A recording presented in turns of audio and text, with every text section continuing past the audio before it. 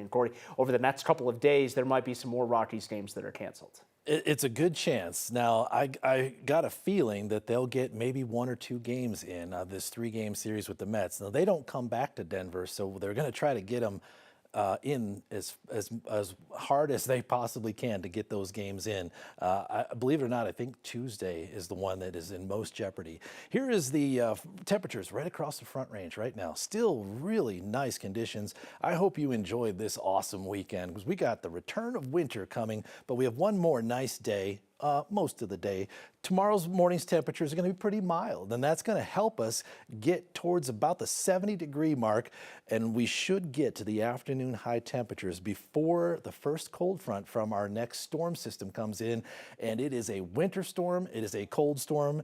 Brace yourself. We have a weather impact alert that goes all through the day Tuesday and into most of the day Wednesday.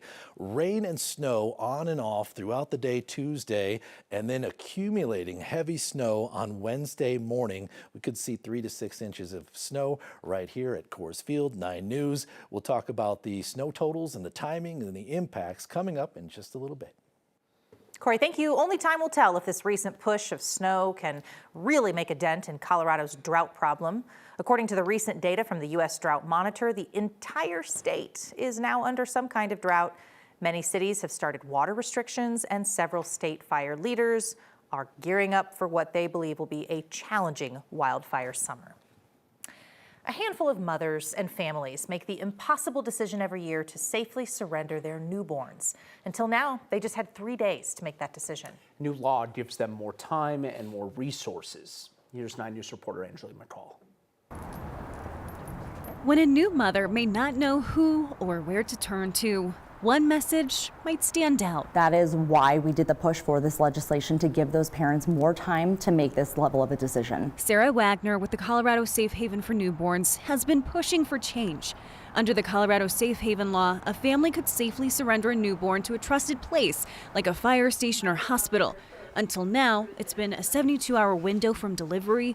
With a new law, it will increase to 30 days. I think a lot of it came down to everyone saw the underlying factor of empowering these parents to give with more time to make that decision for themselves and to really prevent that infant abandonment, but also to empower those parents. The bipartisan legislation was just signed by the governor last week. You know, it's just common sense, actually. Republican State Senator Lisa Frizzell was one of the sponsors. The great thing about this law is that it buys some time and space for new moms to figure out what their new normal is. And that is the most important thing that comes out of this bill. Reports show about 10 safe haven surrenders or less every year in the state. Board member with Colorado Safe Haven for Newborns, Dr. Brian Bost, was actually there when one mother showed up to surrender her newborn in rural Colorado. And we had a very successful safe haven. It was interesting to me. We had some stumbling blocks, and that was really what motivated me to work with this organization. He advocated for the legislation change too. This is going to give an opportunity to kind of explore what's best, not just for the mom, but what's best for the baby. One message, outside of trusted spaces, now with more time to make the decision. What I'm hoping to see is just giving those families more time to explore those different resources, explore the avenues, find out if they have a support system in place, and see if this is the right decision for them. Families who decide to surrender their children must hand over the baby to someone at the fire station or hospital, for instance, or they are liable for facing charges. This change puts Colorado in line with the majority of other states that allow up to a 30-day time window for those who have laws in place like this. In the studio, Angela McCall, 9 News. One person is dead after a house fire in Lakewood this morning. West Metro fire crews were called to a home on South Owens Court near Texas Avenue. This is just west of South Kipling Parkway. Neighbors called 911 after they saw smoke coming from the house.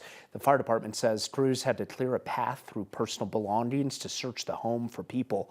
One person was found inside. The cause is still under investigation. A suspect is in the hospital tonight after 2 Denver police officers shot him early this morning. It started with reports of a shooting downtown at 16th in California. When police got there, they found one man had been shot. He went to the hospital, and then DPD officers chased a suspect into the entrance of an apartment complex. They said the suspect had a gun, would not drop it when ordered. DPD says 2 officers shot that suspect several times. He also went to the hospital. No word tonight on his condition. And this morning's shooting follows another one in Arvada yesterday. Police say a man barricaded himself and some other people, including a child, inside an apartment. Officers were able to get 2 women and a child out of there safely. The suspect then appeared on the roof of the apartment with a weapon. An assisting officer from Westminster Police shot and killed him. The home of former Denver Mayor Wellington Webb could soon become a historic landmark after Historic Denver announced it has nominated the home for landmark status to the city. This was first reported by our partners at the Denver Gazette. Former Mayor Wellington Webb and his wife Wilma have lived in their home in Denver's Whittier neighborhood for nearly 55 years. Historic Denver says the meetings that took place at this home is what makes it special. Well-known civil rights leaders like Reverend Jesse Jackson and Coretta Scott King visited often. Webb was a trailblazer in Denver, becoming the city's first African-American mayor. Wilma went on to serve in the Colorado legislature for 13 years. The nomination will be presented to Denver's Landmark Preservation Commission on Tuesday.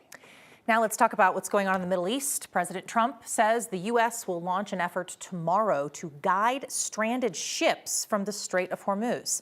In a social media post, President Trump said the countries not involved in this war with Iran have asked the U.S. to help free up the ships that are unable to move through that strategic waterway right now. Trump said these countries are innocent bystanders. He wants to let them conduct their business. So U.S. Central Command said the initiative would now involve guided missile destroyers, more than 100 aircraft, and 15,000 service members. Iran quickly denounced this move as a ceasefire violation. The country has effectively shut down the strait since the war started more than 2 months ago. This all comes as Tehran is reviewing the U.S. response to its latest proposal to end the war. Back here in the U.S., former New York City mayor and advisor to President Trump, Rudy Giuliani, was hospitalized this evening. Spokesperson for Giuliani has not yet said what sent the 81-year-old to the hospital or how long he's been there. They do say, however, that he's in critical condition. He most recently hosted his online show, America's Mayor Live, on Friday night from Palm Beach, Florida. Giuliani was hospitalized in September after he suffered fractured vertebrae and other injuries after a car crash in New Hampshire. He was dubbed America's Mayor for his leadership in New York City after the September 11th attacks. He later became a political ally and personal attorney to the president.